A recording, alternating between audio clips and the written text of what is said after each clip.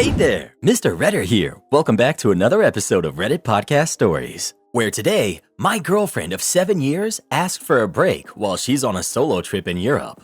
My girlfriend is graduating college and has a travel abroad program required in Italy. I encouraged her to spend more time traveling since she's about to commit to a career for the rest of her life. So she decided she's going to travel alone for a month before the travel abroad program, with my support to do so.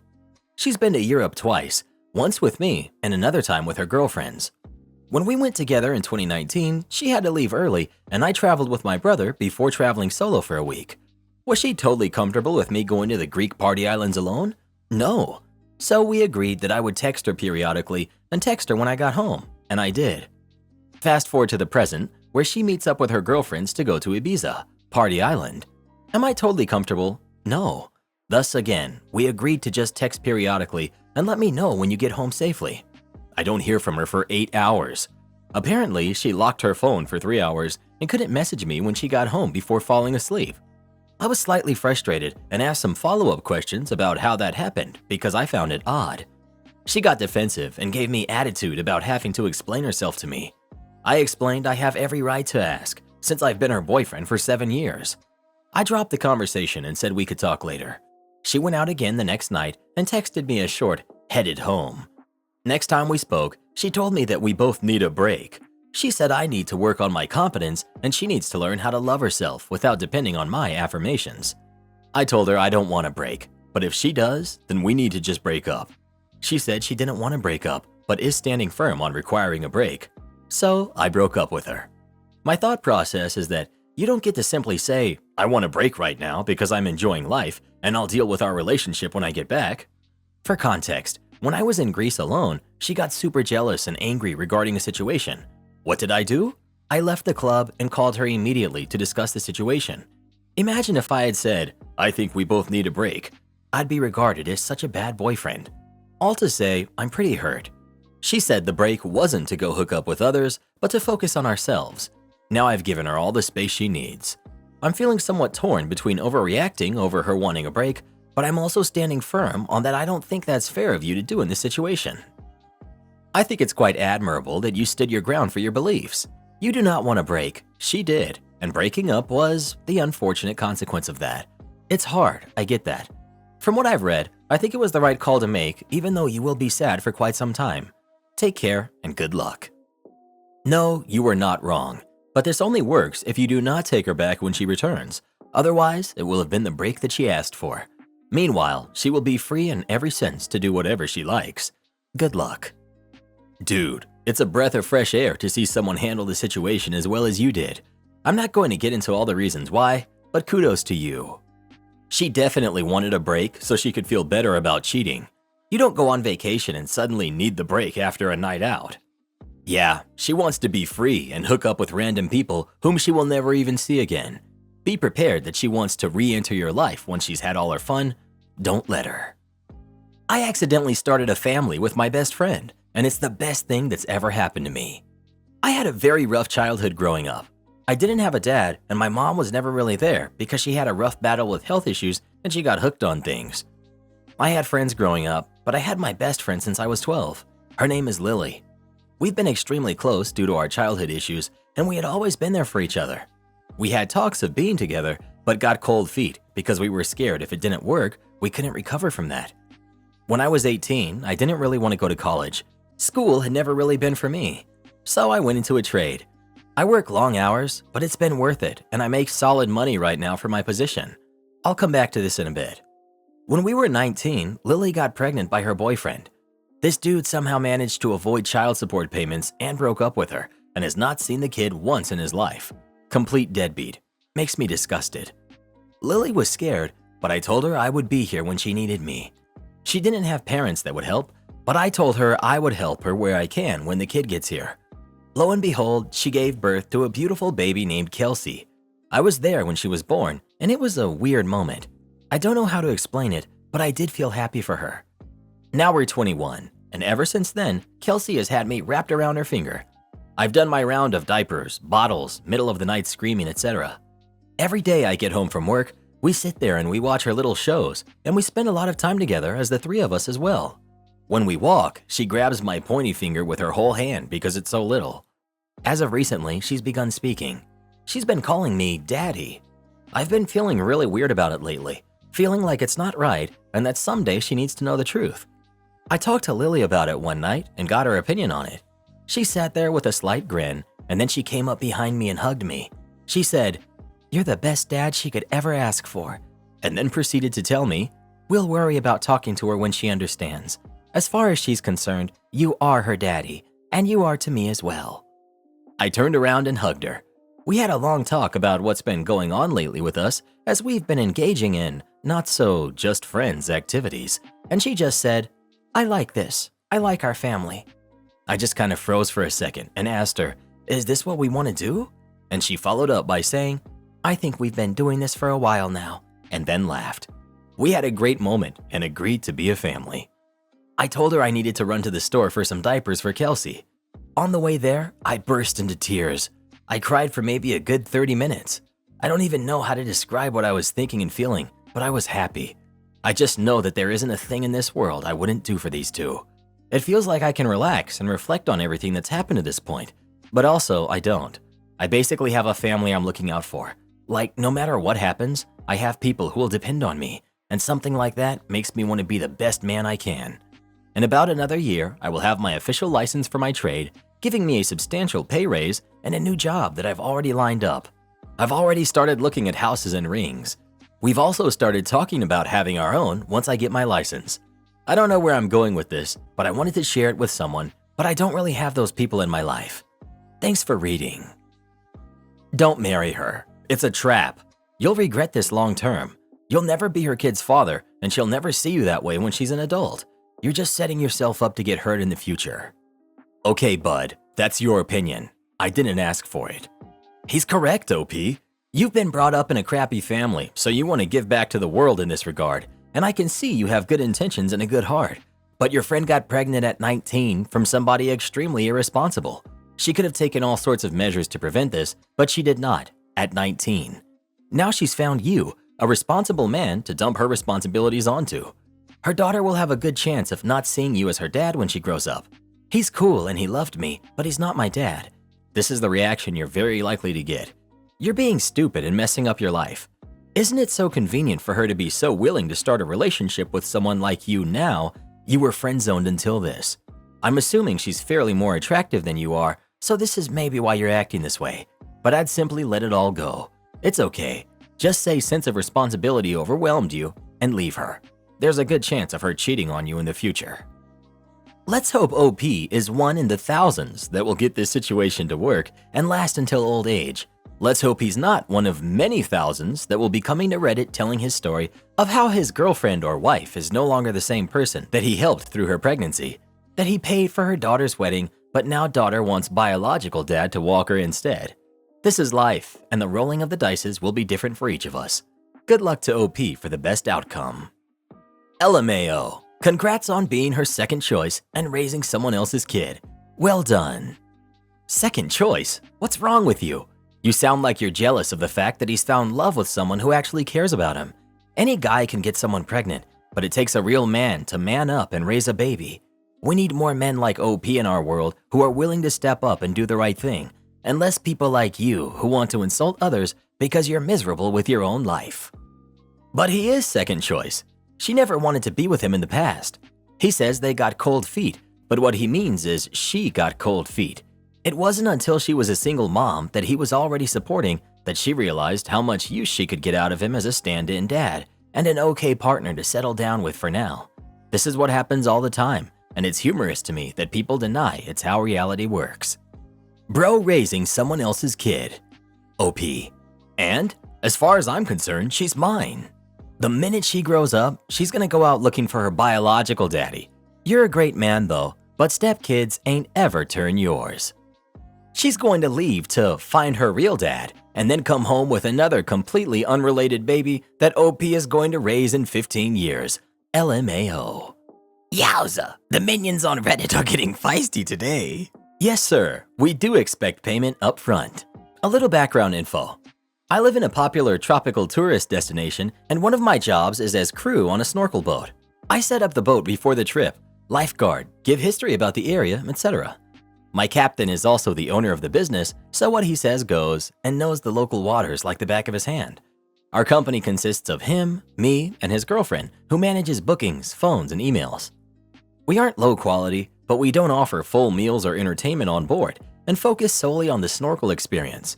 Because of that, compared to the larger boats, our private charters are lower cost than most competition. In turn, we often get penny pincher people. Onward to the main story. A family of 22 had been hounding our office before they even arrived to our location, our office's words. They were pushy and trying to get discounts and free upgrades, so I was already dreading this charter. Generally, we take a card number and charge it before the charter, but this group was adamant about paying cash. Office and captain said fine, but told me to get payment before getting them on the boat. Our boat is 50 feet long and stays moored offshore a few hundred yards, so we use a water taxi to ferry from the shore to the boat. I got dropped off to get payment, check the group in, and give them pre-boarding info. I walked up to the main guy paying for everything and I start the process, and that's when things went downhill. Guy: Hello, which boat are we going on? Me, points to our boat. That pretty one right there. Guy: That's not the boat we're going on. Yes it is. There isn't any other boat, sir. No, the boat looks like this. Shows me a photo of a boat from our website. Yes sir, that is the same boat. We just had the bottom and paint replaced a month ago. I guess our office hasn't updated our website. Sorry about the confusion, but I assure you it is the exact same boat. Guy: Well, I don't think you're trying to deceive me, but then why would they send me that photo? Me: I'm sorry, I'm not sure what to tell you, but it is the same boat. Well, I think we need to go out and inspect it and look at it before we decide to go and pay for it. Me: I'm sorry sir, that's not how this works. We've already set up the boat for the charter and blocked any other bookings to accommodate your private charter. You can pay me and we can take your family out for the excursion, or we can decide not to go. We haven't received payment from you, so we have no obligation to you and no money to return. What would you like to do? Guy: Then we don't want to go on the boat. Me: Okay sir, sorry it didn't work out. You and your family have a good day. I picked up my stuff, turned around, got in the water taxi, and left them on the shore. As we rode away, I could see the guy already on the phone trying to call the office. I called his bluff and he was panicking because his whole family just heard him say they didn't want to go, even though a lot of them did. Got back to the boat and explained to Captain what happened. He said it sounds like he doesn't want them on his boat anyway, and their loss. He had planned to refuel after their trip, but decided to do it now since we had the morning open. They were still on the shore when we left, but were gone when we got back. Once back on shore, the other guys who run activities in the same area told us the group had hung around for about an hour. I guess the guy was very convinced we would come crawling back, but when we didn't, the family started fighting since many still wanted to go. Now they have to try to find another boat that has 22 spaces open and will most likely cost them 2 to 3 times more than us. It was totally worth waking up early without pay. Asked for super spicy wings, got malicious compliance by the cook.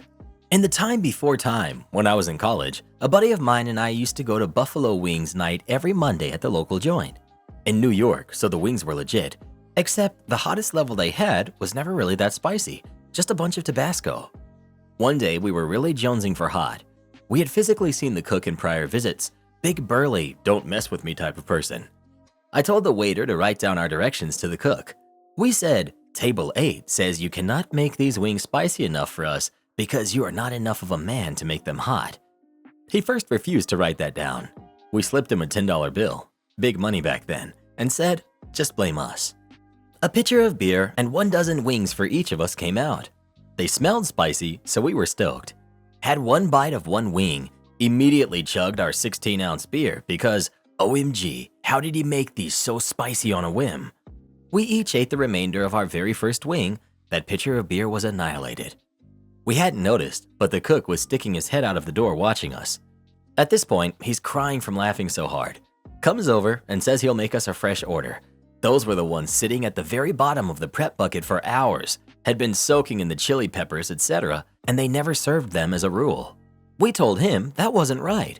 We demanded hyper spicy, he delivered. It was our responsibility to finish them with a smile. We immediately called 2 friends, told them in 2 hours we'd need to be picked up because we'd be hammered, and they had to come drive us and my car home. They were baffled as it was a Monday night, but agreed. Took 2 full hours and 3 pitchers of beer each, but we finished them. We stayed as quiet as we could, given how much pain we were in. Thankfully, the restaurant was always about half full. The cook came out to give us a high five and asked, "I'm betting you won't ask for ultra spicy again, right?" "No, sir, we will not. You have beaten us, and we acknowledge your superiority." We left a monster tip, and our sober friends drove us home. Made both of us sit in the back seat of their car, as they didn't want to risk anyone throwing up in their car or on one of them as the driver. Am I the jerk for causing family drama over a swimming pool? So I know from experience that Reddit isn't the most understanding towards parents of kids, but I really just want a third-party opinion because the situation is driving me crazy and my family is saying I need to get over it. I, female, 30s, live with my partner and our 2 kids, who are ages 7 and 3. My older sister, Ava, also in her 30s, and her husband recently purchased a house in the local area. It's a super nice place with a big yard, and you can probably guess from the title, a swimming pool. Ava recently hosted a barbecue at her place. It wasn't a huge event. She invited me, our parents, and our other siblings. She mentioned letting the kids play in the pool, so I only assumed my kids would get to be included. We are potty training, although my youngest is still in diapers at the moment. At the barbecue, I was getting my youngest ready and putting a swim diaper on. Ava pulled me aside and told me she didn't think it's hygienic for him to be getting in the pool, since the pee could still get in the pool, and she asked that he doesn't swim in the pool with the other kids playing in it. I don't think this was fair, and I told Ava that lots of people, adults and kids, go number 1 in the pool, and it would be no different at a public pool, so what's the problem? She was being really condescending and wouldn't listen to me at all, and said that he can play in the pool when he's toilet trained, and said it's not fair to the other kids.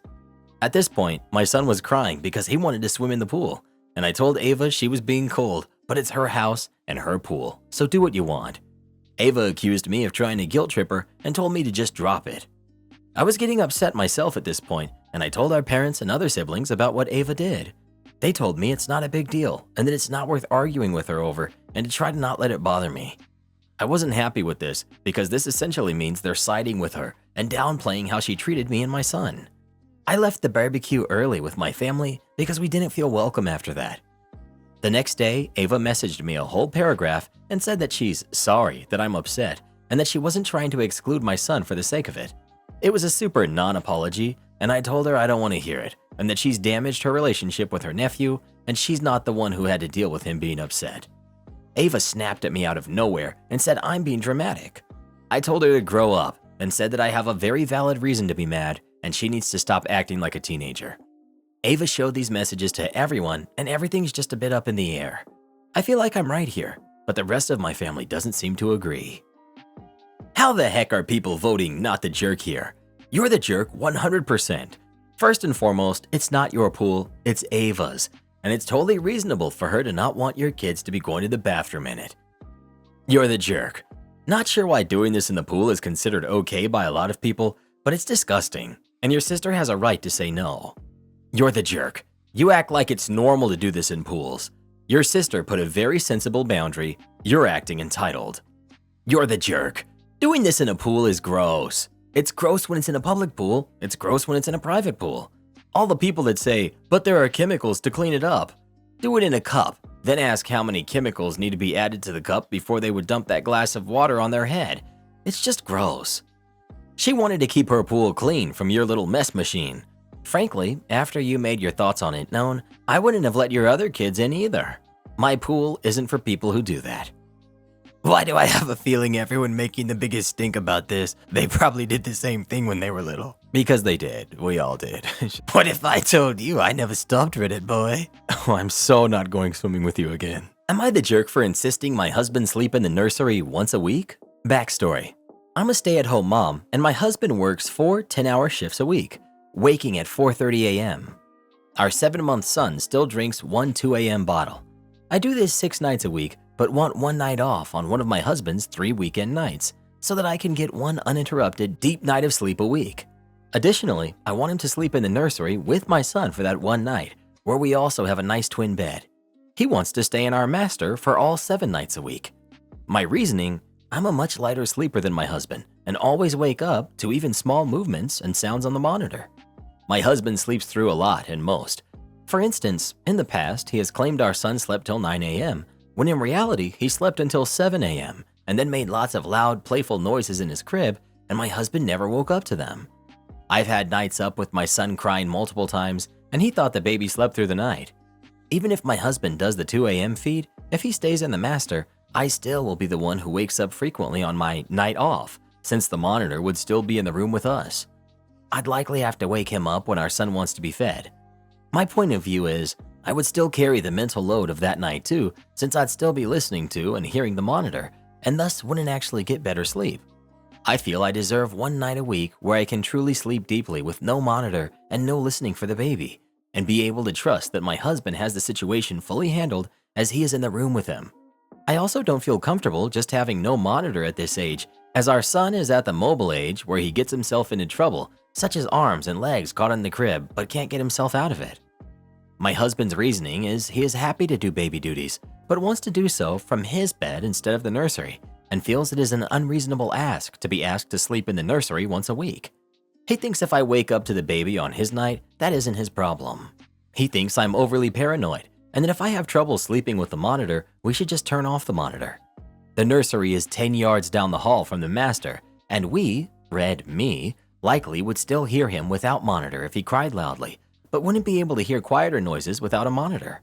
My husband thinks that me waking frequently to the baby is an anxiety problem, and that I should basically work on myself at being less anxious by stop using crutches like the monitor or him sleeping in the nursery.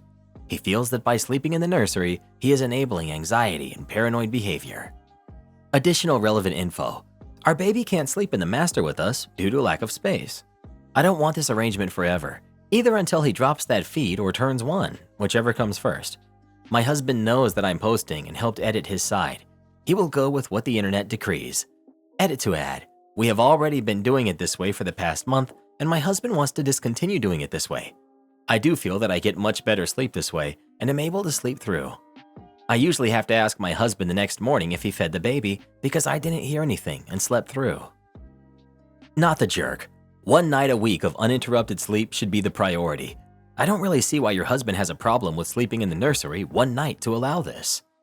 Probably because if he sleeps in the nursery, the baby wakes him up and he actually has to deal with the kid, whereas in the master, OP will wake up faster and deal with it, so he doesn't have to. Not the jerk. If the nursery has a nice bed, he can handle sleeping there for one night a week, especially as you care for the baby 6 nights a week. You don't have anxiety issues, just motherly instincts and light sleep. Your husband is selfish. Not the jerk. He doesn't get to sleep through the hard parts of fatherhood. No jerks here. Slight, you're the jerk. You think your husband does absolutely nothing at home and with parenting. That's not true. He does do baby duties and he's working to provide for you. That needs to stop being forgotten. The weight of financial provision is heavy. He's totally fine getting up at night with baby. He doesn't want to be banished from his own bedroom. That's valid. Wanting him to do baby duties at night is valid. Sticking to your guns over no longer sleeping together on his nights off is just weird. You're the jerk. You don't get to just kick your partner out of his bed. You can sleep somewhere else, though. Mild, you're the jerk. Asking your husband to help out more with the baby at night is totally reasonable. Kicking him out of his bed is not. You're the jerk. You're a stay-at-home mom. You nap when the baby naps. Wanting your husband to sleep in another room is really entitled. Maybe you should have agreed about duties before your kid was born. It's part of the package that you don't get a good night's sleep for a few years. Aren't kids great? Am I the jerk for telling my son I don't want his friend at the family celebration? I'm feeling guilty, and I don't know if I handled this the wrong way. My son, 16 male, has a friend who I'll call John, who's also 16. My son and John have been friends since 5th grade. I know they're really close. My son talks about him often and likes to buy stuff for him as much as he can. I only met John 3 times, and the only thing I knew about him before meeting him was that his parents were very protective of him, so the first time he came into our home was the first time he was allowed to be with friends. I was really happy to meet John at first because he's my son's closest friend, but I don't know if he's just the brutally honest type or doesn't understand there's a time and a place for things. When I first met him, my son invited him to the birthday party of his oldest sister, 28, female. John asked a lot of insensitive questions about issues my oldest daughter was going through, which my son must have told him, not sure why. He was very open with what he thought, even if it was just plain rude. He did this 2 other times when he was invited. My son defended him, saying that John didn't know it was wrong because he was raised differently from us each time he did it. We also never got an apology. We were fed up by the third time, and I asked my son to not bring him around next time. He was still allowed to hang out with John, but not to bring him over. My son's birthday is coming up, and what we do is have a small celebration, just family and some close friends, and then the birthday person celebrates the day as they wish. My son wants to spend it with John, but also wants to invite John to the family celebration part. He's asked multiple times, and I said no. I'd be willing to change my mind if John apologizes to the people he hurt with his questions and honesty. He stopped asking me, but it's clear he's upset about it. So, am I the jerk? Should I go with it just for this one day? Edit. Just going to answer some questions that are being brought up a lot. 1. Is John neurodivergent? I don't know, but I can now see that it could be a possibility. 2. Did I explain to him the questions or what he was saying were inappropriate? Yes, multiple times. So did my daughter. He defended himself by saying he was just being honest or that he just wanted to know. 3. Why did it take so long for me to meet my son's best friend? Well, he has protective parents. He wasn't allowed to visit friends until October when he was 15, around my oldest daughter's birthday. My son never introduced me to John when I picked him up from school, so they may also have different ways of getting to and from school. Not the jerk. You said they can still spend time with John, but you don't want him in your house because he was rude and made her feel uncomfortable. That's totally fine. You don't have to include John in a personal family celebration.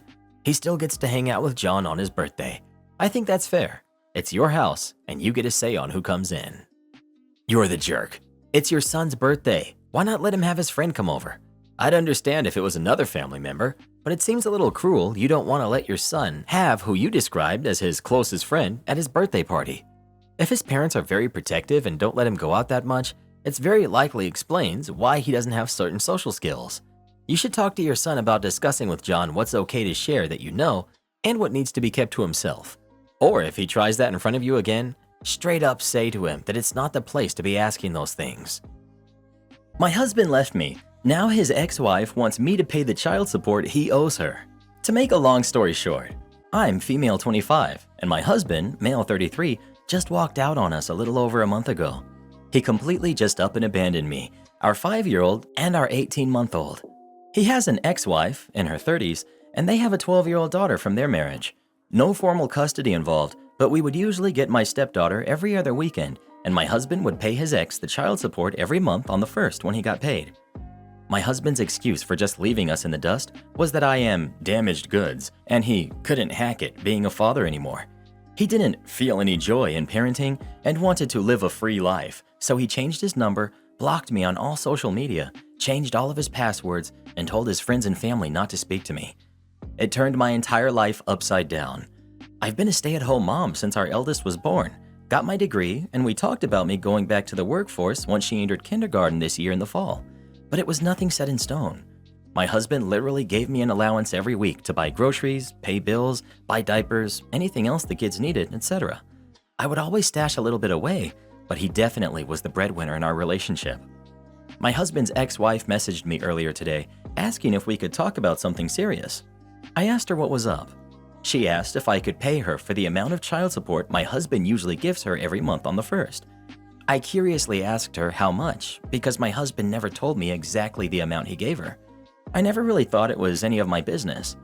She told me she needed the $900 he usually gives her because both she and her new husband are struggling to pay their bills, and they rely on that child support to make their rent payment, and they were behind. I told her I couldn't do it because truthfully, I can't. I'm still waiting to get an appointment so I can receive government benefits because with what little money I did have saved up, it's gone now after paying every single bill by myself. To keep a roof over mine and my kids' heads, make sure they're fed, etc. There is and will be no way I can spare almost $1,000 to my husband's ex-wife. She blew up my phone, called me names, said that she can understand why he left me, etc. Threatening to keep my stepdaughter away from me and my kids because we are bad influences, and that my stepdaughter is going to struggle because I can't hand over the money I literally don't even have. I tried apologizing, but it was no use. It just ended with her calling me more names. Am I the jerk here? I feel horrible that my husband has left us both high and dry, but I also have to look out for my own kids. I'm literally skipping meals to make sure they have enough to eat, and I'm scrambling to figure out how I'm going to survive without my husband's help now. Part of me is really conflicted, but I can't give his ex-wife what I don't have. Not the jerk. Honestly, I'm confused why the ex-wife would ask you and why you would even debate it internally. This is a no-brainer here. Your soon-to-be ex-husband needs to handle his responsibilities. The audacity of her to even ask you is off the charts. OP. I guess because whenever we would have my stepdaughter, I'd be the one to take her shopping, new manicure, etc. My husband would pay for it, but she never wanted him to take her out, just me. I guess her mom just had it in her head that I had a secret stash of money somewhere. She knew I've been a stay-at-home mom ever since our eldest was born. Lawyer here. Absolutely not your responsibility, not the jerk. Your husband is, and she is, for putting this on you. Assuming you are in the USA, 1. You need a custody order with your husband. Otherwise, in many states, he could take the kids with them and not return home. 2. You need a child support order. Many government benefits won't be paid without it. 3. You need a status quo order. Will prevent him from dissipating and hiding assets or making major changes until you can get divorced. 4. You need to talk to a lawyer about your relationship with your stepdaughter and what visitation rights, if any, you have with her. That varies by state. Do this before anything else. Yes, even the government benefits. You need that SQ order in place.